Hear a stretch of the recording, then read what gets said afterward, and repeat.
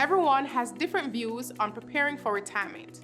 And with the life expectancy rate on the rise, at least 20% of adulthood is spent in retirement.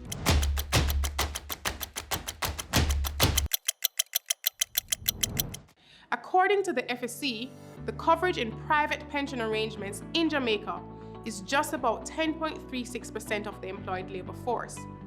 This is a recipe for poverty in one's golden years, given that the average pensioner receives under $3,000 fortnightly under the NIS. One goal everyone should share is the accumulation of substantial retirement savings to ensure that they can retire comfortably. This can only be achieved through a comprehensive pension and long-term investment strategy. With the utilization of our three-pillar approach, you will undoubtedly live comfortably in your retirement years. I am Trisha Gay Clark, and we are proven.